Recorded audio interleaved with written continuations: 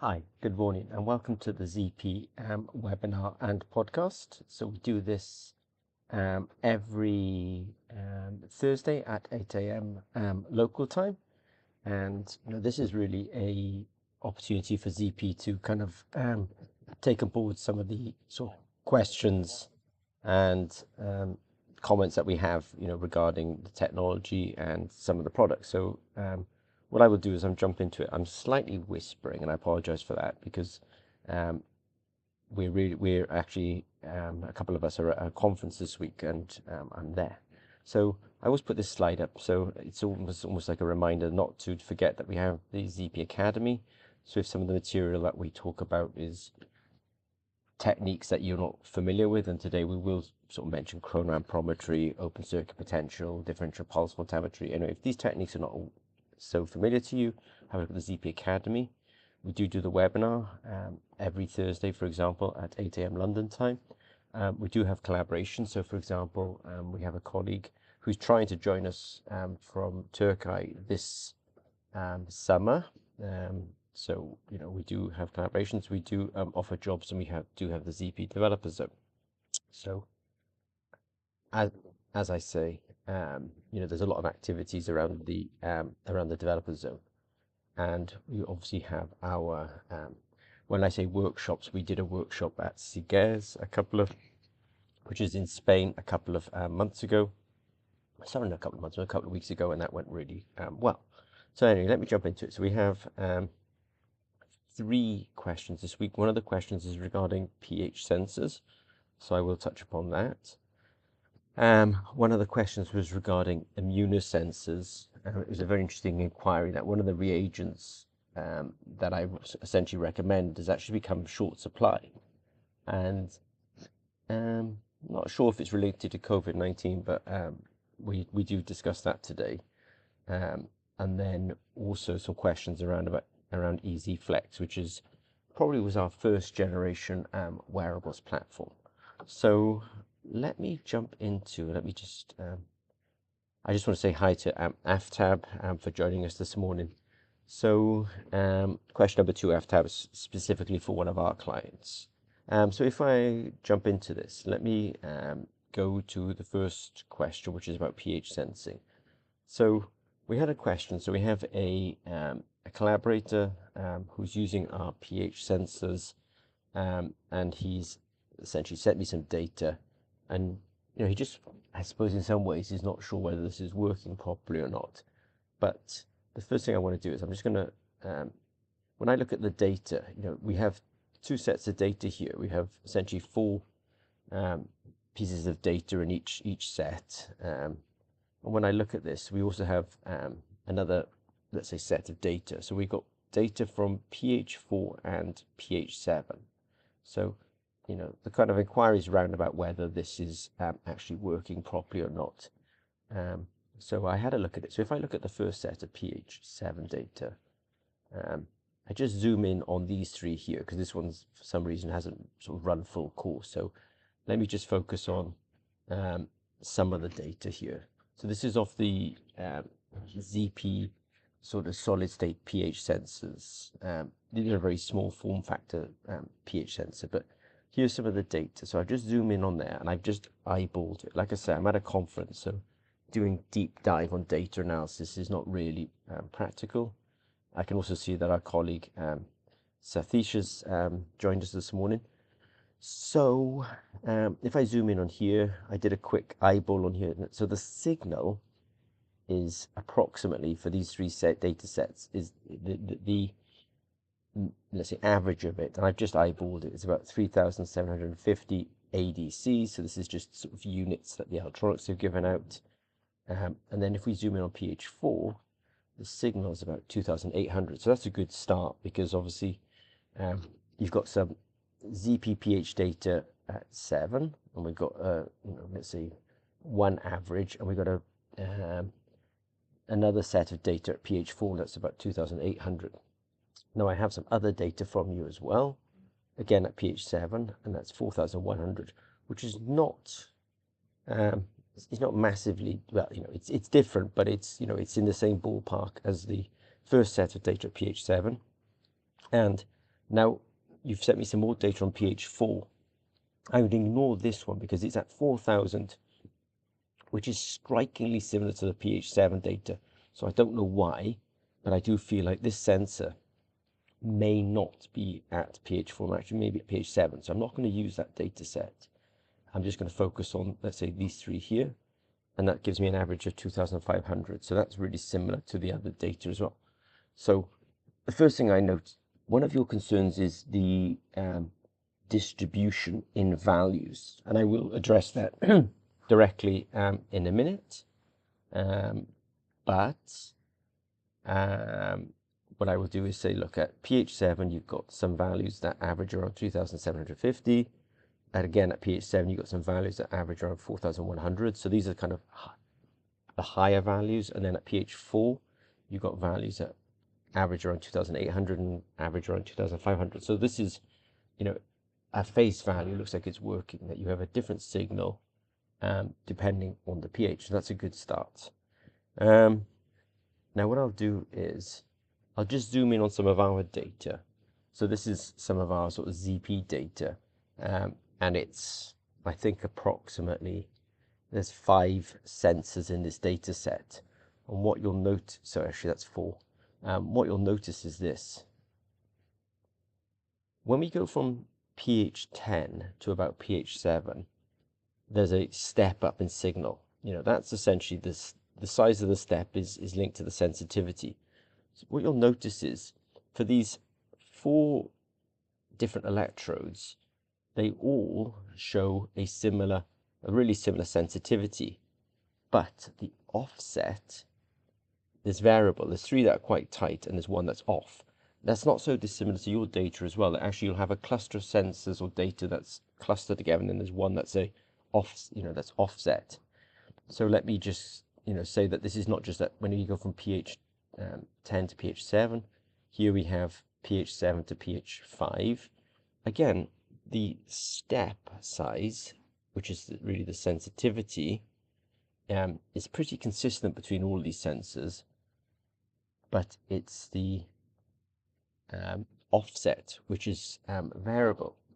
And what I'm going to say now is this is not uncommon in pH sensors, so we'll dig into that a little bit closer. So I've looked at your data. You have a signal proportional to pH. I think that's quite clear. You're concerned about, let's say, variability, but of course when you look at our own data, we have variability between sensors, even though it's the offset that's variable. It's not the sensitivity that's actually variable. So if I analyze your data, like I say, I'm at a conference this week, so this is really just a very crude sort of analysis of your data. I look at your signal. First of all, I look at your pH versus your signal. These are the kind of values that we got earlier on. I said, at pH 7, I had a couple of values, and at pH 4, I had a couple of values, and I very crudely put a straight line through this, and I have an equation for this. Now I know it's very small on the screen, but I am going to dive into this deeper in the next few slides. So when I look at this data, I chose this set of data because I kind of thought it's actually the worst data, which still looks pretty good. The things that look good about it are at least these 2 data sets were very stable. There's 2 things with pH sensors, drift and offset, and I'll discuss that again. But this is actually looks quite stable. That one is drifting, and that's more disappointing. But I'm not absolutely sure it's the sensor's, let's say, fault. You have to get kind of essentially more data. But let me so I said earlier on I did an analysis on that, and the equation for the line is, y is equal to sensitivity times x minus offset, or a coefficient. So if I put what those actually mean, so pH is equal to the sensitivity, and that's a sort of global sensitivity. So I've assumed that most ZP pH sensors actually have a similar sensitivity, and I could analyze your data and actually really prove whether you're getting that. But at least in our data and our hands, that's definitely the case.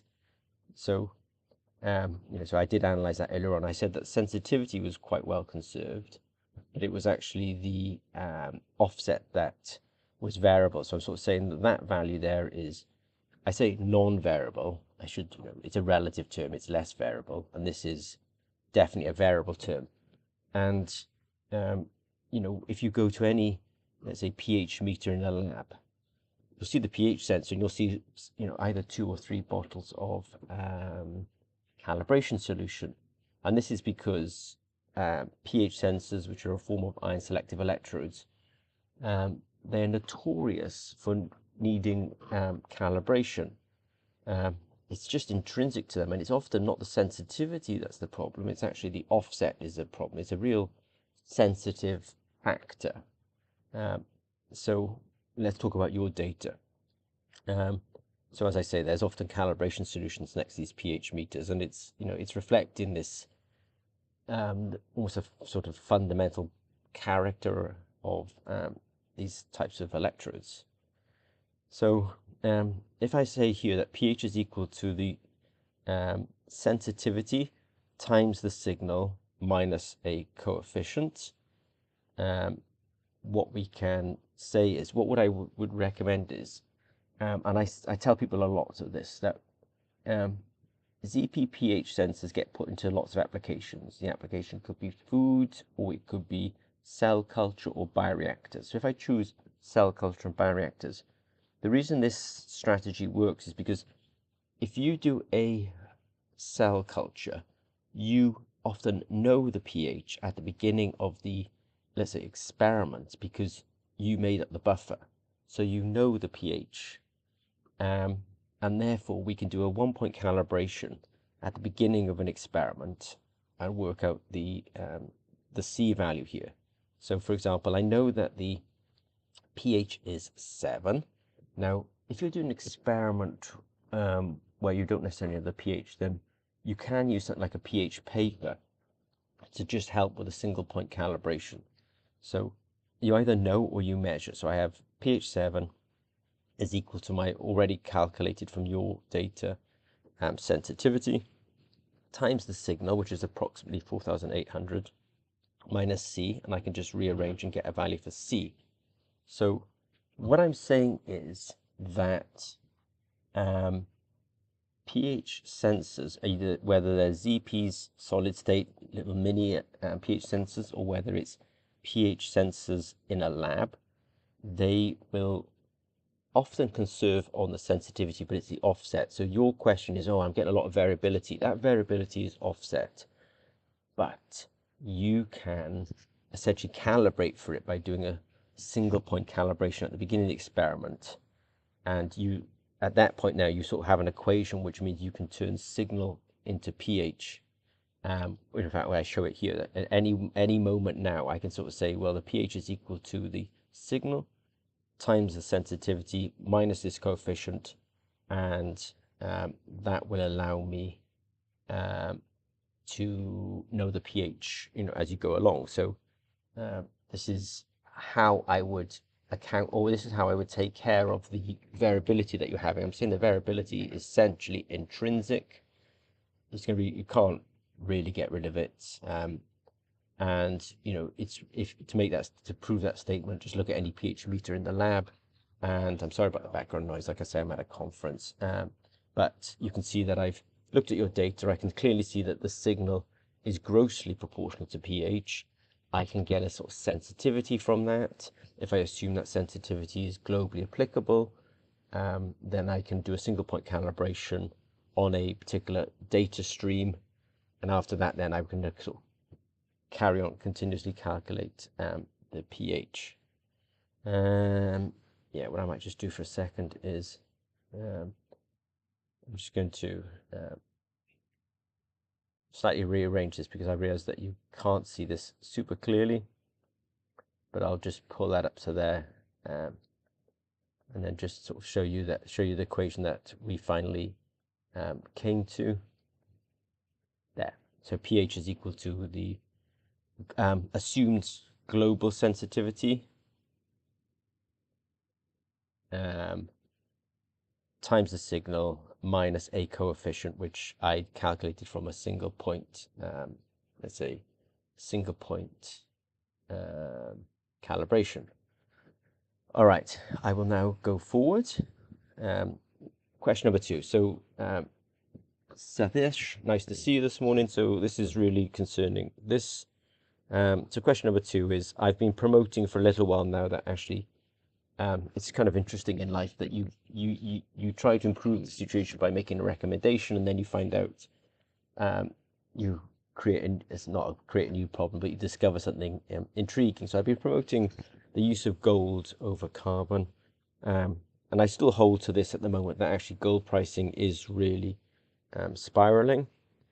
So I suggest if people want to make immunoassays or molecular assays, then I would use gold over carbon. We can dig into this in another time, but we have spoken several times about how to functionalize gold electrodes with a thiol bond. Now that thiol bond, that sulfur to gold bond, won't work with carbon. So with carbon electrodes, I really like the price on hypervalue electrodes. They're really super low cost. And there's always a paper that that I sort of follow, because I know that the science or the chemistry of this is pretty robust, and we have dug into this in the past. And there's a material here, pyrene NHS, which is which I will sort of discuss now, and we've talked about how to get the signal out of this. These slides exist in other webinars, and I don't want to sort of essentially take up your valuable time this morning by going back through all that. But this material, I'm not sure if it's linked to COVID-19, because I know that there's actually there are global supply chain issues at the moment. This material is at the moment on a long lead time. At Zimmer Peacock, we actually do have this material, so we've actually had to make this available so that people can move forward with this. Now, we are going to at some point do some detailed videos about how to do this functionalization. But the way this really works is, we're expecting that people will take a solution. When I say expect, this is what we do. We take this solution of this material, and what I'm doing here is I'm just sort of zooming in on the working electrode. So we have the working electrode. You have a solution of the pyrene NHS, and when we make our YouTube video, we'll put the sort of details about what that solution is. We put 3 drops together, and essentially we allow those drops to merge. So we just keep the solution within the constraints of the electrode, and we do it by just putting 3 drops down. I think, if off the top of my head, it's about 1 microliter per drop. It's not that much, which is important because it shows you that these kind of chemicals can go a long way. We then do subsequent things like blocking. So if when we add the blocking reagent, we do the same thing. We add 3 drops and we let them merge. Now, it's probably worth saying that between each step, we might do a wash step, but I do need to detail that in more detail. But just to back up a little bit, I am recommending carbon over gold. Thanks to Sathesh, we discovered that actually this material has become a little bit in demand. So luckily we do have some stock ourselves. Now, in order to do this piece of chemistry, it's either follow the paper, or actually we will put a video out there in time. But the way we're functionalizing this stuff is we're just putting drop, drop, drop.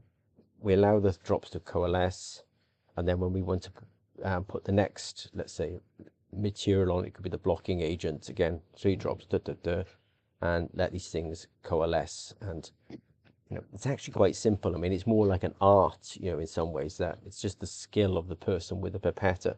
We obviously do this kind of work with the robots, but when we're doing very small runs or very small prototyping, then this is the way we do it. And we have put this material now onto the website because it's really hard to get hold of from the more sort of traditional suppliers. And so it's super useful to know that that's the situation, and we've tried to respond to it.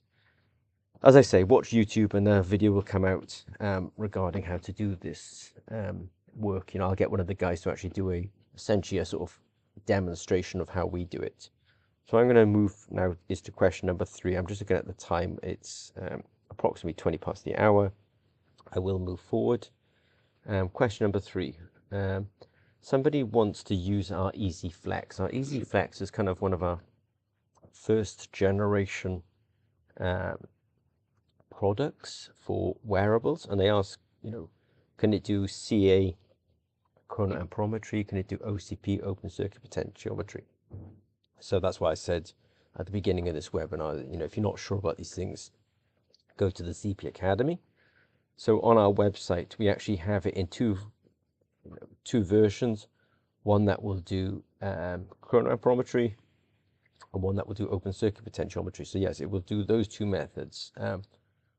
We don't have it doing cyclophotometry on this particular product. Is the ZP Controller app included in the package? It is. You can get hold of the app here under software. Once upon a time, I used to be able to promote the chipset that we're using here is from Texas Instruments. So I used to promote that you could get the Texas Instruments app and start driving the chip using that. But Texas Instruments really don't support this chip anymore.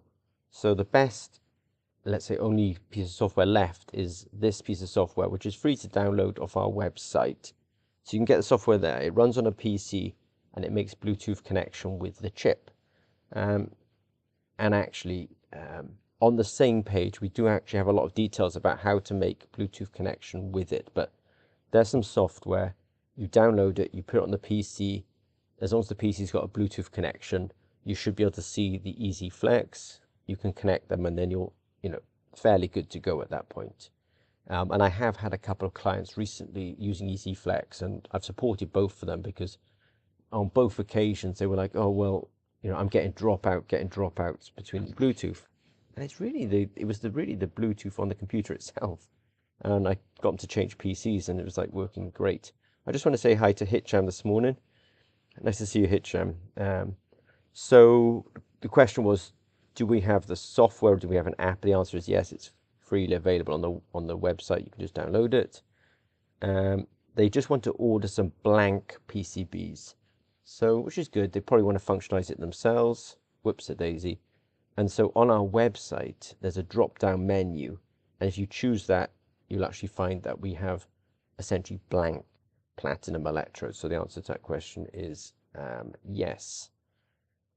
So let me do a summary of this. So question number 1 was about the ZP pH sensors. So the ZP pH sensors are pretty good, in terms of they're small, they're fairly low cost, they're solid state, but the user was concerned about the variability. Now that variability comes from an offset, and that offset is really a characteristic of ion selective electrodes. But I have shown you by making an assumption about the population sensitivity, and I made a point of proving that I think population sensitivity is quite well conserved on these sensors.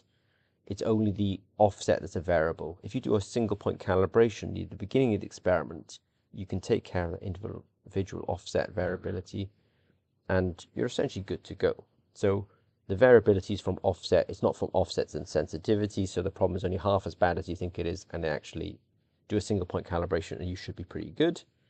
The other one was about immunosensors. I just saw that Sathesh has just asked a question. Martin, can we use graphene oxide to biofunctionize the carbon electrodes? I'm just going to answer that question very quickly, actually, because now we got to the immunosensor. So I'm just going to bring the website up very quickly and just go Zimmer Peacock products, screen printed electrodes. There's lots of ways in here, but we do actually do a graphene electrode. So I tried to make these graphene electrodes pretty compelling. So the quick answer is, Sathesh,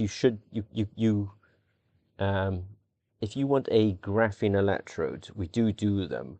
And, I mean, I know the pricing is, can seem somewhat high, but actually if you look at graphene electrodes, they're mostly really expensive. So here we do a pack of 200 for like 390 euros, which is a kind of approximately 2 euros per sensor.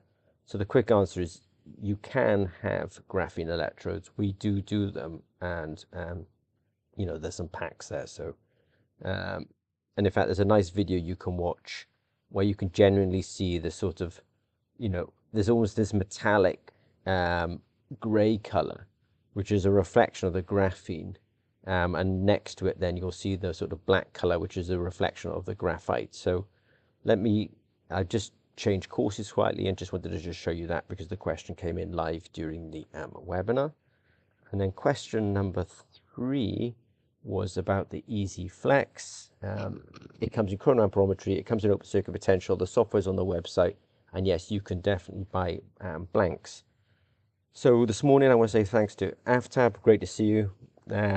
Sam, thank you to Sathesh, you're very engaged with us, so I do appreciate it, and thank you for spotting that powering NHS sort of global shortage, absolutely ridiculous, but thank you for spotting it. And I also want to say a special thanks to Hitcham. Hitcham, if you've got any questions about testing water quality, etc., give me a shout. So it's 8:26 here, guys. I say here, I'm actually in Finland today, so I think local time it's about coming up to 10:30 because it's 2 hours ahead of London. But I want to say thank you to you all, and I shall speak to you very soon. All right, take care, guys.